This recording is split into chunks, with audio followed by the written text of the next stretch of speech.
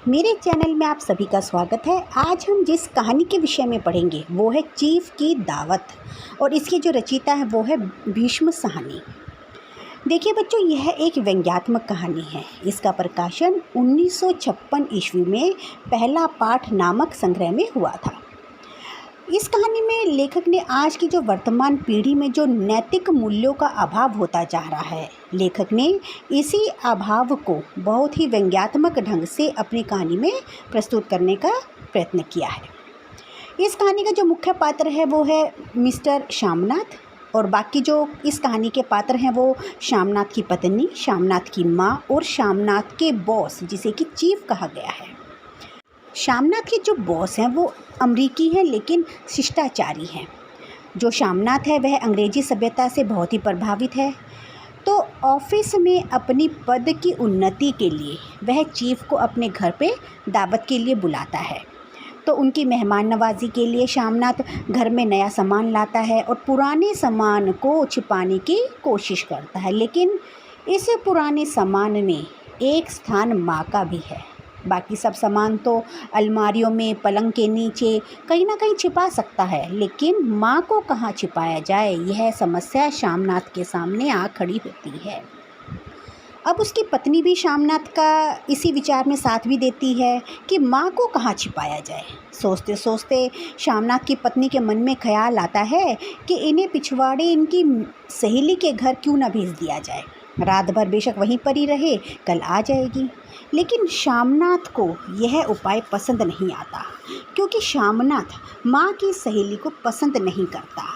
उसका मानना है कि पहले ही बड़ी मुश्किल से माँ का आना जाना बंद करवाया है, कहीं माँ का आना जाना फिर से ना शुरू हो जाए। इसलिए श्यामनाथ इस उपाय के लिए मना कर देता है। फिर दोनों के मन में विचार आता है कि क्यों ना माँ से कहें कि वह जल्दी खाना खाकर शाम को ही अपनी कोठरी में चली जाए और हम कोठरी में बाहर से ताला लगा देंगे। दोनों को यह सुझाव ठीक लगता है, लेकिन अचानक से श्यामनाथ की पत्नी बोलती है कि अगर वह सो गई तो नींद में खर्राटे लेने लगेगी, क्योंकि कोठरी उसी स्थान पर थी जहाँ पर मेहमानों के लिए खाने का प्रबंध करवाया गया था और रात में खर्राटों की आवाज़ तो गूंजेगी। फिर से यही समस्या आ खड़ी हुई कि माँ को कहाँ छिपाया जाए। फिर सुझाव आता है कि माँ को कह देंगे कि वह सोए नहीं, बैठी रहे, जिससे वह खर्राटों की आवाज़ नहीं आएगी। इस समस्या को लेकर श्यामनाथ और उसकी पत्नी में थोड़ी कहसुनी होने लगती है। श्यामनाथ अपनी पत्नी पर आरोप लगाता है कि अच्छी भली यह भाई के घर जा रही थी, तुमने यूं ही खुद अच्छा बनने के लिए बीच में टांग अड़ा दी। लेकिन यह मौका बहस करने का तो था नहीं, बल्कि हल ढूंढने का था। श्यामनाथ माँ की कोठरी में गए तो माँ दीवार के साथ एक चौकी पर बैठी हुई थी। माँ ने दुपट्टे से मुंह को और सिर को लपेटा हुआ था और माला जप रही थी। श्यामनाथ अपनी माँ से कहते हैं कि माँ, आज तुम खाना जल्दी खा लेना, मेहमान लोग 7:30 बजे तक आ जाएंगे, अपना काम जल्दी ही निपटा लेना। उसकी माँ ने ठीक है कहकर सहमति दे दी। फिर श्यामनाथ अपनी माँ को कहते हैं कि हम लोग पहले बैठक में बैठेंगे, उतनी देर तुम बरामदे में बैठना। जब हम लोग खाना खाने के बाद बरामदे में आएंगे तो तुम गुसल खाने के रास्ते से बैठक में चली जाना, और आज जल्दी मत सो जाना, तुम्हारे खर्राटों की आवाज़ दूर तक जाती है। माँ बड़ी सहमी हुई आवाज़ में बोलती है कि क्या करूँ बेटा, जब से बीमार होकर उठी हूँ नाक से सांस नहीं ले पाती। श्यामनाथ ने सारे इंतजाम तो कर दिए, लेकिन फिर भी उसकी उधेड़ बुन ख़त्म नहीं हुई। फिर भी वह दिमाग में यही सोचता रहा कि माँ को कहाँ छिपाया जाए। फिर उसकी माँ से कहा, माँ तुम सफ़ेद सलवार कमीज पहन लेना। माँ ने सिर हिलाकर बेटे की बात को सहमति दी। श्यामनाथ ने कहा, अगर चूड़ियाँ वूड़ियाँ हो तो भी पहन लेना। माँ ने बहुत ही मासूमियत से कहा, चूड़ियाँ कहाँ से लाऊं बेटा, जब सब जेवर तो तुम्हारी पढ़ाई में ही बिक गए। यह बात श्यामनाथ को तीर की तरह चुभी। इस बात पर श्यामनाथ ने माँ को 2-4 खरी खोटी सुना दी। अब 7 बज चुके थे। माँ का दिल धक धक करने लगा था। वह मन ही मन यह सोच रही थी कि अगर चीफ ने उससे कुछ पूछ लिया तो वह क्या जवाब देगी। मेहमानों का आना आरंभ हो जाता है। श्यामनाथ की पार्टी सफलता के शिखर पर चूमने लगती है। हंसते बोलते समय कहाँ निकल जाता है पता ही नहीं चलता।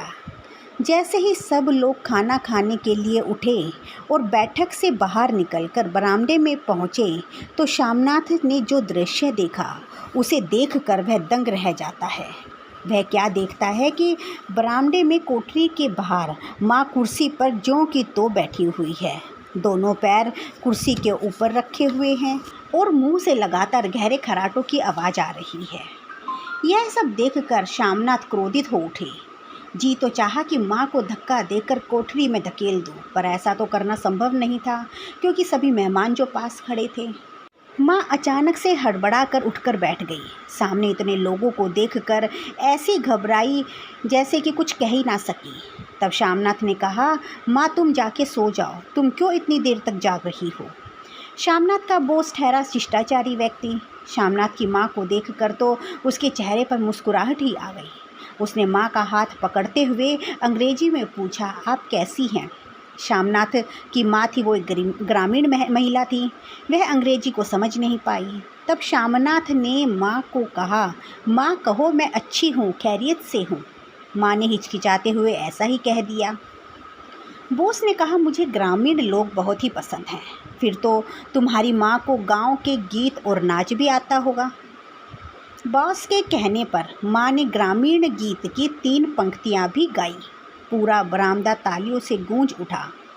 श्यामनाथ ने इस पर अत्यधिक प्रसन्नता का अनुभव किया। इसके बाद चीफ जो थे उन्होंने कहा कि ग्रामीण दस्तकारी की मांग की। श्यामनाथ उन्हें फुलकारी के बारे में बताता है। फुलकारी एक प्रकार की कढ़ाई होती है जो कि कपड़े पर दुपट्टे पर की जाती है। श्यामनाथ माँ को फुलकारी की कढ़ाई करने को कहता है, लेकिन माँ उसे मना कर देती है क्योंकि इस दशा में अब उसकी माँ नहीं है कि वह फुलकारी की कढ़ाई कर सके।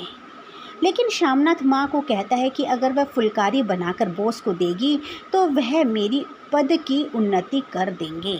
अपने बेटे की उन्नति के लिए माँ फुलकारी बनाने के लिए तैयार हो जाती है। इस पर साहब ने सिर हिलाकर बहुत ही धन्यवाद किया। फिर माँ अपनी कोठरी में चली जाती है। कुछ देर के बाद जब सारे मेहमान चले जाते हैं तो श्यामनाथ झूमता हुआ माँ की कोठरी में जाता है और माँ को गले लगा लेता है। लेकिन वह कोई मोह ममता से गले नहीं लगाता बल्कि अपने स्वार्थ के कारण गले लगाता है। तो इस कहानी के माध्यम से लेखक नव पीढ़ी की कड़वी सच्चाई को उजागर करना चाहते हैं, जिसमें अपने ही घर के माँ बाप के सम्मान में कमी आने लगी है। माँ बाप के साथ रिश्ते केवल स्वार्थ के लिए रह गए हैं। जिस प्रकार श्यामनाथ अपनी माँ को अपने घर में एक माँ के दर्जे से नहीं बल्कि स्वार्थ और लोग क्या कहेंगे इस शर्म से रखता है। यह आज की पीढ़ी की सच्चाई है जिसे लेखक ने अपनी इस कहानी के माध्यम से उजागर करने का प्रयत्न किया है। आशा करती हूँ कि आपको यह कहानी अच्छे से समझ आ गई होगी। धन्यवाद।